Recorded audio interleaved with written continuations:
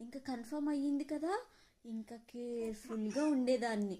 ఇక చూసుకో, డాడీ ఏమో అవి తిను ఇవి తిను జాగ్రత్తగా ఉండు, అలా ఉండు ఇలా ఉండు అని చెప్తా ఉండేవాళ్ళు.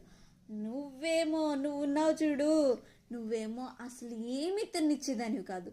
ఇలా తింటాం, అలా వామిటింగ్ చేసుకోవడం, ఇలా తింటాం, అలా వామిటింగ్ చేసుకోవడం, ఇదే పని. నాకు చాలా వీక్ అయిపోయాను నేను. అస్సలు తినిచ్చేదానివి కాదు తెలుసా. ఇలా తింటే అలా వామిటింగ్ చేసేసుకునేదానివి. నాకు నీరసం వచ్చేసేది, ఏడ్చేసేదాన్ని. ఏడ్చేసేదాన్ని. నువ్వు నువ్వు బొజ్జులో ఎలా ఉంటావో ఏంటో అని భయమేసేది నాకు. కానీ ఎంత వామిటింగ్ చేసుకున్నా ఏదో ఒకటి తింటూనే ఉండేదాన్ని.